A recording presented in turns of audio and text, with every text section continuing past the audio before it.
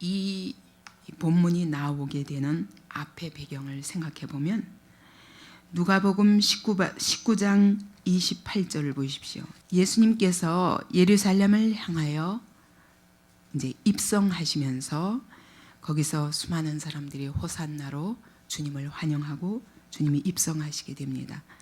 근데 41절에 보면은 예수님께서 그 예루살렘 성을 보시면서 우십니다.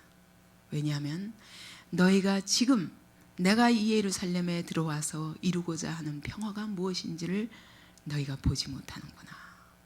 너희가 이것을 볼 수 있었다면 얼마나 좋겠는가 하시면서 우십니다. 그리고는 45절에 보면 성전에 들어가셔서 장사하는 자들을 다 내어 쫓고 내 집은 기도하는 집이다 하면서 다 엎으십니다. 그리고 20장 1절에 가보면 예수님께서 성전에서 백성들을 가르치시고 복음을 전하십니다. 그때부터 이제 책 잡으려는 서기관과 대제사장과 사두개인과 바리새인들과 부딪히게 됩니다. 그들은 계속 예수님을 책 잡기 위해서 계속 여러 가지 질문으로 함정에 빠뜨리려 합니다. 이 사건이 있고 나서 오늘 이 이야기가 나오는 것입니다. 여기서 어떤 사람들이 성전을 가리켜 얘기했다고 그랬는데 바로 그 앞에 보면은 예수님이 서기관들의 믿음에 대해서 서기관들이 계속 시험하고 이 대제사장들이 시험하는 것을 보면서 진정한 믿음이 뭔지를 아냐. 서기관들의 외식을 주의하라. 저들은 상석에 앉기를 좋아하고 사람들의 눈에 잘 보이게 하기 위해서 일부러 길게 사람들이 보는 앞에서 기도하는 사람들이다. 그러나 그것과 대조해서 한 여인을 가리킵니다. 2렙돈을 그 헌금함에 집어넣은 그 여인을 가리키면서 이 사람은 생활비 전부를 넣었느니라. 이것이 진정한 믿음이라는 거예요. 그랬을 때 여기 어떤 사람들이 그랬는데 마태복음과 마가복음을 보면 이 사람들이 누구냐면 이 서기관들도 아니고 딴 사람들이 아니라 바로 제자들입니다. 제자들 중에 어떤 사람들이 예수님께 말씀하는 겁니다. 이 성전을 보세요. 아마 여기는 2가지 동기가 있을 것 같아요. 한 가지로는 아니 2렙돈을 겨우 넣은 사람을 칭찬하신다면 이 아름다운 성전을 어떻게 세우냐. 오늘도 그렇습니다. 하나님이 정말 되도록 많은 헌금을 내는 사람들을 목사가 더 기뻐하지 않으면 이렇게 조그만 헌금이라도 전 몸을 다 드리는 가난한 사람들의 헌금을 기뻐한다면 어떻게 성전 건축을 하겠나. 아마 이 생각이 제자들의 마음에 들었는지도 모릅니다. 또 한쪽으로는 예수님이 지금 성전에 오셔서 계속 성전에 오셔서 이제 지금 사역을 하시는데 이 성전의 아름다움에 대해서는 감탄하시는 걸 볼 수가 없어요. 제자들이 여기 오셔가지고 왜 이 성전의 이 놀라운 아름다움은 하나도 관심을 안 쓰실까? 아마 이런 생각이 있었을 것 같습니다. 근데 이 성전으로 말하자면 얼마나 아름다웠냐면 지금 헤롯이 그러니까 솔로몬의 성전, 그 다음에 스룹바벨의 성전, 그 다음에 이 3번째 성전이에요. 이 헤롯 성전은 그 솔로몬의 영광을 회복하기 위해서 그냥 모든 돈을 다 들여서 그것도 딴 사람이 아니 유대인의 손으로 지었다면 그렇게 아름다울 수 없습니다. 근데 헤롯이 마음 먹고 유대인들의 마음에 들게 하기 위해서 아주 있는 모든 물질은 그는 믿음이 있는 사람은 아니거든요. 근데 정치적으로 유대인들을 설복하기 위해서 있는 돈을 다 들여서 짓는데도 지금 46년째 짓고 있는 겁니다. 그렇게도 아직 이 당시에 끝이 안 날 정도로 최선을 다해서 짓고 있는 그런 건물이었던 겁니다. 여기 미석이라고 그랬는데 전부 이 성전 자체가 대리석입니다. 근데 대리석의 높이가 얼마나 되냐면 12m가 넘어요. 대리석 한 장이. 그러면 여러분 얼마나 놀라운 그런 정성을 들여서 지은 그런 성전인가를 알 수 있습니다. 그뿐만 아니라 거기에는 귀금속, 사람들이 바친, 여기 헌물이라고 그랬는데 사람들이 바친 금, 은만 아니라 갖가지 모든 귀한 보석들로 장식이 되어 있습니다. 심지어 사람 키만한 포도나무가 황금으로 되어 있다는 거예요. 황금으로. 그리고 대리석과 대리석 사이에 거기다 전부 금을 입혔습니다. 금을 그 사이에 끼워가지고 그렇게 성전을 아름답게 지으니 이 성전을 보는 사람마다 그 앞에 가면은 그 건물의 화려함에 압도될 수밖에 없습니다. 근데 주님은 전혀 관심이 없으신 거예요. 그 제자들이 얼마나 답답하겠습니까? 그래서 지금 예수님께 물어보는 겁니다. 그런 부자들의 헌금이 저 서기관 같은 사람, 사두개인 같은 사람, 바리새인 같은 사람들의 그 큰 헌금이 없다면 어떻게 이런 건물을 지을 수 있겠습니까? 라는 생각과 함께 왜 예수님은 이 성전에 관심이 없으십니까? 근데 거기에 대해서 예수님이 하시는 말씀은 그래 참 아름답다가 아니라 돌 하나도 돌 위에 남지 않고 다 무너뜨리우리라. 무너뜨리우리라. 그 얘기는 언젠가 무너져 버릴 것이다. 수많은 사람들이 정성을 들여 세운 그것과 상관없이 어느 날 하나님의 손으로, 어느 날 누군가의 손으로 이 성전은 무너뜨려지리라. 우리 사람은 눈에 보이는 것에 너무 관심이 많습니다. 제자들도 다른 게 안 보여요. 그 안에서 지금 무엇이 이루어지는가는 관심이 없고 앞에 보이는 그 너무너무 화려한 건물만 보이는 것입니다. 그러나 주님의 관심은 그것이 아닙니다. 겉에 보이는 그 화려한 건물이 그분의 관심이 아닙니다. 그 안에서 지금 무슨 일이 일어나고 있는가? 그 안에 살아계신 하나님이 실제로 역사하고 계실 만한 그런 곳인가? 라는 것이 그분의 관심인 거예요. 그러니까 그분의 눈으로 보니까 다 엎어버려야 되는 성전인 거예요. 돌 하나에 돌 하나도 남지 않고 다 무너뜨려질 수밖에 없는 영원한 것이 아니라 잠시 있다 없어질 것에 모든 마음을 뺏겨서 살아계신 하나님이 그 안에서 임재하셔서 일하실 수 없는 그런 성전이라는 것입니다. 오늘도 주님의 관심은 교회의 건물이 얼마나 크고 아름다운가, 얼마나 많은 성도들이 모여있나, 얼마나 화려한 예배가 거기서 이루어지며 얼마나 화려한 번쩍번쩍거리는 그런 조명과 거기서 부르는 찬양, 인간의 찬양이 자기도 취해서 부르는 찬양, 그런 데는 관심이 없으십니다. 과연 거기 주님이 살아계셔서 일하실 수 있는 곳인가가 그분의 더 큰 관심입니다. 인간의 행사 때문에 그분이 그 안에서 일하실 수 없는 교회라면 주님이 탄식하실 것입니다. 이 말을 듣자마자 제자들은 깜짝 놀랐습니다. 아니, 이렇게 아름답게 세운 건물이 무너진다니. 그러나 제자들은 믿었습니다. 그래서 7절에 보면은 그러면 어느 때에 이런 일이 일어나겠습니까? 어느 때 이런 일이 있겠사오며 이런 일이 일어날 때에 이루려 할 때 무슨 징조가 있겠습니까? 하고 물었습니다. 그랬더니 예수님은 때에 대해서 말씀하시지 않습니다. 정확하게 어느 때라고 말씀하시지 않습니다. 근데 그 때가 있기 전에 일어날 일들을 먼저 얘기하십니다. 민족이 민족을 배반하고 적그리스도가 일어날 것이며 큰 자연의 재해가 일어날 것이며, 그러나 주님의 핵심은 그게 아닙니다. 그게 아니라 그런데 이 일이 있기 전에 먼저 핍박이 있을 것이다. 그것이 주님의 대답입니다. 그러니까 너희가 준비하라. 성전이 무너지기 전에 큰 핍박이 있을 것이다. 그러므로 그때를 준비하라는 것이 주님의 대답인 것입니다. 예수님이 십자가에 못 박히신 바로 이 장이 지나고 나서 금방 가룟 유다가 예수 팔기로 결정합니다. 그래서 대제사장들에게서 돈을 받습니다.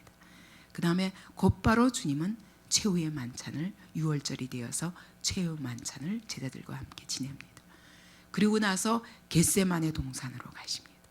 그리고 겟세마네 동산에서 바로 기도하시고 체포되어 가십니다. 그 다음에 십자가로 간 거예요. 그러니까 이 사건은 바로 예수님이 가룟 유다의 배반으로 팔려서 십자가 지시기 바로 직전의 상황인 것입니다. 그때 주님이 하시는 말씀은 큰 핍박이 있을 터인데 준비하라는 거예요. 그래서 이때로부터 예수님이 십자가에 못 박히시는 때로부터 실질적으로 정확하게는 AD 70년에 예루살렘 성전이 완전히 진짜 돌 하나도 돌 위에 남지 않도록 다 무너뜨려지는 로마에 의해서 완전히 폐허가 되는 그 사건, 그 사이에 있을 것을 예언하시는 내용입니다.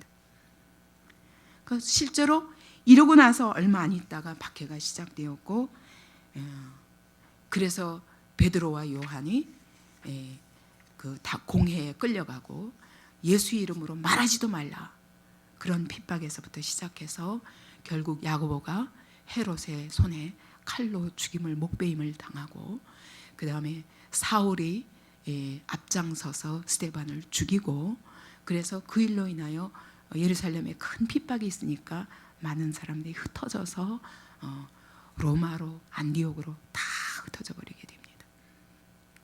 근데 그것이 뭐예요? 바로 복음이 더 온 세계로 확장되는 시작인 거예요. 우리가 저 말세에 무슨 일이 있을까? 환난, 큰 자연적인 재해, 그 다음에 막 이 난리와 난리 소문, 전쟁과 전쟁 소문, 여기에 우리가 더 큰 관심을 갖고 있지만 주님의 키포인트는 그거예요. 핍박을 준비하라. 그래서 그런데 그런 일이 있기 전에 어떤 일이 있겠는가 얘기하시면서, 첫째로는 어떤 사람이 내 이름으로 와서 내가 그러라 하면서 때가 가까웠다, 하나님의 나라를 세울 때가 가까웠다, 내가 그 나라를 세울 것이다 하고 나서는 사람들이 있다는 겁니다. 실제로 사도행전 5장 36절에 보면은 드다라는 사람이 있어서 일어나서 수많은 사람들을 속이면서 내가 그다 이러고 나타납니다. 이게 성경에 바로 있어요. 속히 예수님이 십자가에 죽으시고 부활하시고 승천하신 후에 일어난 일이에요. 그리고 사도행전 20장에도 보면은 바울이 이렇게 완전히 회심하고 나서 그 다음에 에베소 교회를 떠나면서 3년 동안 그렇게 키웠던 에베소 교회를 떠나면서 그가 말합니다. 이제 흉악한 이리들이 너희를 속일 때 속지 마라. 그 이리들은 너희를 잡아먹으려 하는 것이다. 하나님이 어떻게 값주고 그 아들의 피값을 주고 사신 교회인데 절대로 흉악한 이리들에게 속지 마라. 여러분, 광명한 천사가 같이 가장한 사단은 교묘한 방법으로 진리를 계속 바꾸고자 합니다. 깨어있지 않으면 안 돼요. 오늘날도 마찬가지. 이것은 물론 AD 70년 이전까지의 일어날 모든 것을 예언하신 것이지만 결국은 돌 하나도 돌 위에 남지 않고 지금 이 땅에 세워진 하나님의 교회도 무너질 날이 옵니다. 이 땅에 우리 하나님의 교회만 아니라 그러기 전에 이 세상이 다 무너질 날이 옵니다. 그런데 그때 일어날 일은 하나님의 교회들이 핍박을 받게 되리라는 거예요. 어떻게 핍박받냐면 이런 임금들에 의해서 핍박받을 뿐만 아니라 너희 부모와 형제까지. 그건 무슨 얘기예요? 유대인이 유대인을 핍박한 것입니다. 다 그렇게 해서 사도들이 죽임당했고 바울도 죽임을 당했습니다. 유대인의 손에. 바로 믿는 자들의 손에. 그 얘기는 뭡니까?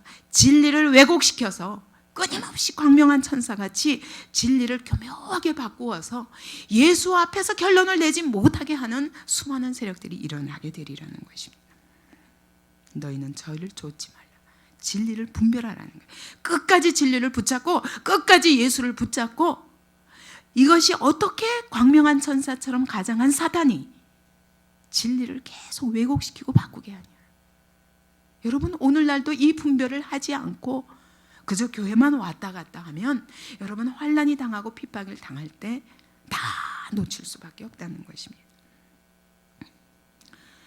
실제로 역사가 요세푸스가 기록한 기록에 의하면은 그 당시에 많은 거짓 메시아들이 출현했습니다.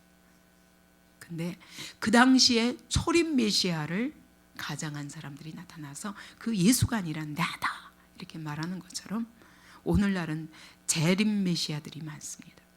내가 바로 재림한 메시아다. 그러면서 많은 이단들이 생겨나는 걸 볼 수 있습니다. 어느 시대나 똑같습니다. 사단이 역사하는 방법은. 그 다음에 난리와 소란의 소문을 들을 때 두려워 말라 말합니다. 당연히 이와 같이 복음이 무너지면 여러분 사회적인 혼란이 오게 되어 있습니다. 하나님의 교회가 깨어서 진리를 선포하고 하나님의 교회가 살아 역사하면서 부흥이 하나님의 교회에 일어나지 않으면 사회는 점점 혼란하게 됩니다. 여러분 한국 교회도 마찬가지입니다. 지금 어느 순간부터 복음이 흐려지기 시작하면서부터 어때요?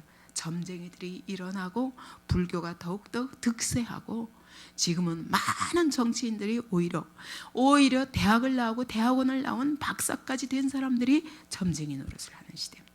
컴퓨터를 가지고 점쟁이 노릇을 합니다. 공의가 무너지면 하나님의 진리를 교회가 지키지 못하면 그러면 이 땅은 평화가 없어지는 겁니다. 이 땅의 모든 사회도 무너지는 것입니다. 교회가 살아야 시대가 살고 사회가 살게 되어 있습니다. 그러나 두려워하지 말라고 말씀하십니다. 왜냐하면 먼저 이 일이 있어야 되되 아직 끝은 되지 아니한 것이다. 이것은 모든 환란의 시작일 뿐이다. 근데 이런 시작을 가지고 두려워하면 끝까지 어떻게 승리하겠냐 그 얘기예요. 하나님의 진리를 붙잡고 시대가 어떻게 가고 있는가 분별하고 대처할 준비를 해라. 이런 일이 일어나면 사회가 불안해지기 시작하면 난리와 소란의 소문들이 일어나면 그러면 지금 어떤 때인가 시대를 대처할 준비를 하라. 민족이 민족을 나라가 나라를 대적하여 일어나겠고 그렇게 말씀했는데 여러분 그때도 그랬습니다. 실루기아에 유대인 5천 명이 학살을 당하는 사건이 있었고 가이사랴에서는 유대인이 2만 명이 학살을 당하고 계속 학살당합니다. 우리 시대에도 그랬습니다. 1차, 2차 대전을 통해서 세계가 계속 나라와 나라가 싸우고 민족과 민족이 일어납니다. 싸웁니다. 사상과 사상이 계속 대적하여 일어나고 이념과 이념이 한 나라 안에서도 일어나지 않습니까? 우리가 이 땅에서 살고 있습니다. 계층과 계층 간의 갈등이 끊임없이 일어날 것입니다. 여러분 진리가 무너지면 예수 그리스도의 복음이 무너지면 모든 사회와 온 세계가 이와 같이 전쟁이 들끓을 수밖에 없습니다. 오늘도 진리를 떠난 인본주의가 이루어가는 이 문명의 역사는 여러분 끊임없이 전쟁과 난리 소문입니다. 이 당시에는 로마와 유대 간에 팔레스타인 지역에 있는 유대인들 간에 계속 식민지화하려는 로마 세력과 그것을 독립하려는 그런 반란과 폭동이 끊이지 않았습니다. 그래서 AD 66년까지 독립전쟁이 일어나는 그 시점까지 피비린내 나는 계속 학살과 그 다음에 반란이 끊임없이 있었습니다. 그러다가 끝내 그 다음엔 독립전쟁에 의해서 완전히 로마가 짓밟아 버리게 됩니다. 그때 마지막까지 예루살렘 성에서 굶어 죽으면서까지 완전히 그 예루살렘 성을 포위하고 그리고 그 안에서 반란하던 자들이 다 굶어 죽을 때까지 밖에서 기다렸어요. 그리고 완전히 정복해서 다 무너뜨려 버린 것입니다. 그것뿐만 아니라 11절에 보면 처처에 큰 지진과 기근과 온역이 있겠고 또 무서운 일과 하늘로서 큰 징조들이 있으리라 라고 말씀합니다. 그 당시에도 AD 63년에 폼페이에 화산이 폭발하면서 큰 지진이 일어났습니다. 지금도 끊임없이 지진이 일어나고 있습니다. 예. 지각 변동에 의해서 지난번에도 해일이 일면서 완전히 한 도시를 삼켜버리는 것을 우리는 오늘도 보고 있습니다. 이 모든 것은 지진은 이 땅에 터는 영원한 것이 아니라는 하나님의 징조입니다. 그러나 히브리서에서는 하나님의 나라는 진동치 못할 나라라고 말씀하십니다. 또 사도행전 11장 28절에 보아도 예수님이 승천하신 이후에 글라우디오 황제 때 큰 흉년이 일어나서 기근이 온 아시아를 덮었습니다. 그때 예루살렘도 변함없이 다른 사람들과 똑같이 이 기근으로 인해서 큰 흉년이 들어서 어려움을 당하니까 이방에 있었던 교회들이 다 헌금을 보내서 도움을 받을 수밖에 없었던 기록이 나옵니다. 오늘도 여러분 우리 가까운 북한 땅에서부터 기근으로 죽어가는 비참한 모습들이 어제 신문에도 보지 않았습니까? 46,000원에 우리 북한의 딸들이 팔려가고 있다. 근데 친척이 굶어 죽어가는 모습을 도저히 볼 수가 없기 때문에 내가 거기서 팔려서라도 계속 돈을 보내야 되기 때문에 한국에 올 수 없다. 바로 이 땅에도 기근이 있습니다. 이 모든 것은 시작일 뿐이라는 것입니다. 온역이 있다고 말씀합니다. 근데 이 온역은 전쟁과 홍수와 기근의 결과입니다. 그러니까 전쟁이 일어나면 다 따르는 것이요, 기근이 일어나면 따르는 것입니다. 지금은 지구상에 전체적으로 온역이 휩쓸고 있는데 에이즈라는 온역이 온 세계를 다 삼키고 있습니다. 무섭습니다. 암도 하나의 온역이라고 생각됩니다. 왜냐하면 여러분 이것은 음식과 환경에 의해서 올 수밖에 없는 거예요. 이 시대의 사회가 굴러가는 이 습관과 사회의 모든 풍습이 우리의 육체를 이와 같이 갉아먹을 수밖에 없는 시대에 살고 있습니다. 끊임없이 옆에서 암 환자로 대부분이 온 세계가 암으로 죽어가고 있지 않습니까? 이것은 우리가 진리가 무너지면서 우리의 삶의 곳곳에 식생활까지도 진리가 무너졌습니다. 여러분 돈만 벌면 되니까 농약이고 뭐고 상관없습니다. 지난번에 어떤 의사는 얘기합니다. 이제 이미 재앙의 시대다. 이거 음식을 피해갈 길이 없다. 왜냐하면 여러분 이 야채까지도 전부 성장 호르몬제를 쓴답니다. 그래서 우리는 앉아서 그냥 성장 호르몬제를 먹으면서 늙어 죽어가고 있다는 겁니다. 요즘 아이들이 큰 것도 그것도 그 중에 하나라는 겁니다. 우리는 좋은 현상이라고 생각하지만 이런 시대에 살면서 우리는 점점 이 땅은 망해가고 있는 것입니다. 이 땅은 무너져가고 있는 것입니다. 근데 너무 서서히 일이 이루어지고 있기 때문에 이것이 무슨 징조인지를 알지 못하고 죽어가고 있다는 것입니다. 이 모든 사건들은 요세푸스 기록에 의하면 그대로 그 시대도 있었습니다. 오늘 이 시대에도 여전히 있습니다. 그때 예루살렘 성전이 무너지는 것이 끝이 아니라 그것은 곧 말세에 일어날 것을 상징하는 것이요, 오늘 우리는 그 말세 직전에 살고 있는 것입니다.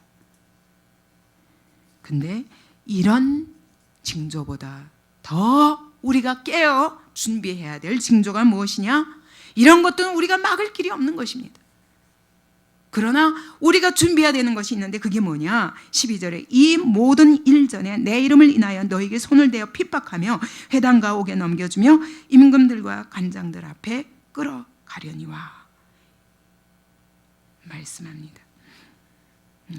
이 당시에도 결국은 AD 63년, 64년에 있었던 네로 황제의 핍박은 아주 절정이었습니다. 그때 로마의 대화재 사건을 자기가 불질러 놓고는 그리스도인들이 그랬다. 그래서 온 땅을 다 휩쓸어서 수많은 사람들을 죽였습니다. 그뿐만 아니라 사실은 250년 동안 황제들의 핍박은 그치지 않았습니다.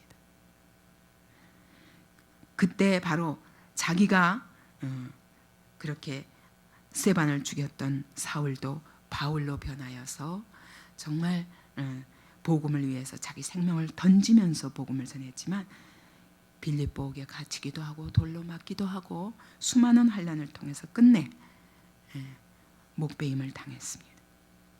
그러나 이 일이 도리어 너희에게 증거가 되리라. 임금과 통치자들 앞에서 증거가 되리라. 바로 베드로와 요한이 잡혀가서 당회에서 증거하게 되었습니다. 또 야고보가 증거하면서 죽었습니다. 바울도 증거하면서 결국 로마 황제 앞에서까지 증거하면서 시대 뜰까지 복음을 전하면서 거기에 결국은 가이사 황제의 뜰에 복음이 들어가서 마지막에는 결국 콘스탄티노플 황제에 의해서 그 황제가 기독교를 선포할 수밖에 없도록 하시게 되는 계기가 된 것입니다. 여러분, 우리에게 고난은 복음 전하는 기회라는 것입니다. 두려워하지 말라는 것입니다. 오히려 유익이 되리라. 그들은 핍박을 함으로 그들의 악이 증명될 것이요, 우리는 애매한 고난을 받으면서 끝까지 죽임당하면서 오히려 우리가 어떻게 선한 자들인가, 우리 안에서 일하신 하나님이 어떻게 선하신 분인가, 그 가운데서도 어떻게 놀랍게 붙드시고 우리를 끝까지 승리하게 하시는가를 보게 될 것이라는 거예요. 이것이 다 복음 전하는 기회가 되고 하나님 나라의 유익이 된다는 것입니다. 항상 교회사는 그랬습니다. 성도가 핍박을 당하고 그 다음에 부흥이 일어납니다. 성도들의 수많은 순교자들이 생기고 나서 하나님의 교회는 불같이 일어나게 됩니다. 이것은 교회가 진리를 희미하게 붙들고 있다가 환난을 통해서 견고하게 붙잡으며 죽는 자들을 통해서 하나님의 교회를 다시 진리로 일으키는 것이 하나님의 방법이라는 거예요. 예수께서 십자가에 못 박혀 죽으시지 않고는 여러분, 우리가 이 진리를 알 수가 없었습니다. 부활도 경험할 수 없었고 승천도 경험할 수 없었습니다. 눈으로 볼 수 없었습니다. 그러하지 아니하고는 성령이 우리 안에 오실 수 없었습니다. 그와 똑같이 오늘 성도들의 고난을 통하지 않고는 이 세상이 부활도 목격할 수가 없고 승천도 목격할 수가 없고 하나님의 성령이 불같이 하나님의 교회를 다시 일으키시는 이 놀라운 증거들을 절대로 볼 수가 없는 것입니다. 성도들의 시련을 통해서 하나님은 많은 사람들을 구원하는 도구로 삼으신다는 것입니다. 그러므로 말씀하십니다. 14절에 그러므로 너희는 변명할 것을 미리 연구치 않기로 결심하라. 대적들에게 무엇을 대답할까 두려워하고 걱정하지 말라는 것입니다. 그걸 너희가 연구해가지고 너희 머릿속에서 나오는 것으로는 승리할 수 없다는 것입니다. 그때 내가 너희의 모든 대적이 능히 대항하거나 변박할 수 없는 구제와 지혜를 너희에게 주리라. 성령께서 할 말을 너희에게 주시리라. 그들이 물어보는 것에 대해서, 그들이 핍박하고 위협하는 것에 대해서 능히 대답할 수 없도록 내가 변박할 말을 주리라 라고 말씀하십니다. 그러므로 너희는 두려워하지 말고 온전히 나만 의지하라는 것입니다. 심지어 부모와 형제와 친척과 벗이 너희를 넘겨주리라. 가장 가까운 사람들이 너희를 죽이게 하리라. 불신자가 핍박하는 정도가 아니라는 거예요. 믿는 자들이, 믿는다고 말하던 자들이, 하나님의 이름을 부르는 자들이 너희를 죽이게 되는 그런 일이 일어나리라. 여러분, 오늘도 그렇습니다. 진짜 불신자들보다 더 무서운 것은 나도 하나님을 믿는다, 그러나 꼭 그렇게 믿어야 되냐 하는 사람들이 바로 우리의 가장 큰 대적자라는 겁니다. 근데 주님이 뭐라고 말씀하시냐면 그렇게 해서 어떻게 너희 중에 몇은 죽게 된다는 거예요. 사도들도 그렇게 해서 다 죽임당했습니다. 수많은 신실한 초대교회 성도들이 다 죽임당했습니다. 그러나 주님 보시기에는 몇입니다. 왜냐하면 그들의 죽은 것에 비해서 그들 후로 구원받는 자의 수가 더 큰 것입니다. 오늘도 마찬가지입니다. 핍박당해서 죽는 사람도 있을 것입니다. 그러나 그들의 적은 숫자의 그 피 뿌리는 그 순교로 말미암아 수많은 사람들이 오늘 이 시대까지, 여러분, 복음은 그 순교자들의 피에 의해서 계속 위기를 살아넘으면서 오늘까지 온 것입니다. 그래서 우리 손에까지 복음이 들어왔고 오늘 우리가 이 복음 앞에서 생명을 얻게 된 것입니다. 그런데 18절에 보면 이렇게 말씀하십니다. 너희 머리털 하나도 상치 아니하리라. 아니, 죽임을 당하는데 어떻게 머리털 하나도 상치 않다고 말씀하시나? 머리털까지도 다 세신 바 되신 하나님이 죽게 하실 적에는 거기에 하나님의 놀라운 섭리가 있다. 머리털까지 세신 하나님이 너희가 머리털 하나라도 상하게 하실 적에는 거기에 하나님의 놀라운 계획이 있다. 너희가 그리스도의 이름을 위해서 몸을 드렸느냐, 죽임을 당했느냐, 하나님이 놀라운 것으로 갚아주시리라. 너희가 영광 받기 전에는 반드시 고난이 있는 것이다. 축복을 받기 전에 반드시 고난이 있는 것이다. 두려워하지 마라. 그 뒤에 축복이 크다는 것입니다. 그들은 몸을 죽일 수는 있지만 그 후에 능히 더하게 하지 못하는 그 자들은 두려워하지 말라. 너희를 죽인 후에 지옥에 던져 넣으시는 그분이 권세 있는 하나님을 더 두려워하라는 것입니다. 그 얘기는 뭐냐면 그들은 육체의 생명은 죽일 수 있지만 너희의 영혼의 생명, 영원한 생명은 건드릴 수 없는 자들. 근데 하나님이 이렇게 주의 이름을 인하여 고난받는 자들에 대해서는 영혼에 대해서 책임져 주시겠다는 겁니다. 너희 영원한 생명은 책임져 주시겠다는 것입니다. 그래서 무릇 목숨을 얻고자 하는 자는 잃을 것이요 육체의 목숨을 얻고자 하는 자는 영혼의 목숨을 잃을 것이다.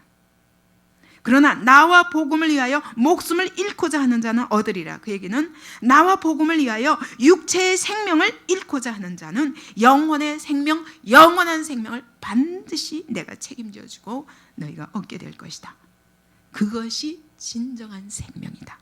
이것이 오늘 주님이 하시고 싶은 말씀이십니다. 그래서 너희의 인내로 너희 영혼을 얻으리라 라고 말씀하시는 겁니다. 너희가 끝까지 믿음의 인내로 고난을 이길 때 그때 너희 영혼을 얻게 될 것이다. 이 영혼을 얻기 위해서 너희가 할 일은 인내하는 것이다. 인내로 너희 영혼을 지키라. 육체의 목숨을 잃어버려지는 걸 두려워하지 말고 너희 영원한 생명인 영혼을 지켜라.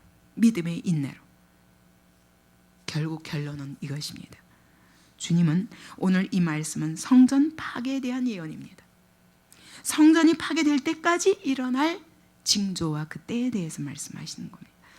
그런데 결국 이 얘기는 무슨 얘기냐면 물질과 눈에 보이는 성전인 이 물질과 말세의 관계가 어떻게 되냐? 말세가 되면 이 물질은 돌 하나도 남지 않고 다 무너지리라. 물질에 의해서 쌓여진 아름다움과 화려한 성전, 이것은 말세가 되면 다 무너질 것이다. 오늘 돈을 아무리 쌓아도 말세가 되면 끝납니다. 내 육체의 건강을 아무리 쌓아도 말세가 되면 다 이루어지는 것입니다. 내가 이 땅에서 어찌하면 현명하게 지식과 물질과 권세를 가지고 이 땅에서 영광을 누려볼까?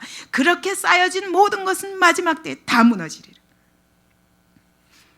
말세가 가까울수록 인간들은 물질에 대해서 더 집착하고 거기에 더 큰 애정을 쏟을 것이다. 그러면서 하나님의 사랑을 점점 잃어버려 갈 것이다. 그러므로 내가 마지막 날에 심판하리라. 근데 물질과 말세가 이런 관계가 있을 뿐만 아니라 말세와 성도의 시련과도 관계가 있다. 말세가 가까울수록 시련도 깊어진다. 그러므로 너희가 할 일은 어느 때의 마지막 때가 옵니까? 이거 염려할 일이 아니라 모든 핍박에 대해서 넉넉히 믿음을 지키고 내 영혼을 지킬 믿음의 인내를 준비하라는 것입니다. 너희 인내로 너희 영혼을 얻으라는 것입니다. 시련은 피할 수 없습니다. 시련은 각오해야 됩니다. 왜냐하면 하나님은 시련을 통해서 내 영혼을 살리실 뿐만 아니라 시련을 통해서 하나님의 교회가 더 힘있게 불신자들에게 증거되게 하기 위한 하나님의 놀라운 계획이라는 것입니다. 그래서 하나님은 시련을 통해서 성도를 거룩하게 하시고 견고한 거룩한 믿음을 주시고 시련을 통해서 세상을 더 구원하게 되신다는 겁니다. 오늘 우리가 이 말씀을 준비해야 됩니다. 북경교회가 당하는 이 어려움은 작은 징조에 불과합니다. 우리 마지막 날 한국이건 미국이건 어디 상관없이 모든 땅이 이와 같이 핍박을 받게 될 것입니다. 그때 우리 영혼을 어떻게 지킬 것인가 준비해야 됩니다. 그러나 우리의 핍박이, 우리가 받는 핍박이, 우리가 받는 시련이 바로 복음을 더 힘있게 확장시키시는 하나님의 놀라운 계획임을 믿어야 합니다. 이 시간에 통성으로 주님을 3번 부르시며 기도하겠습니다.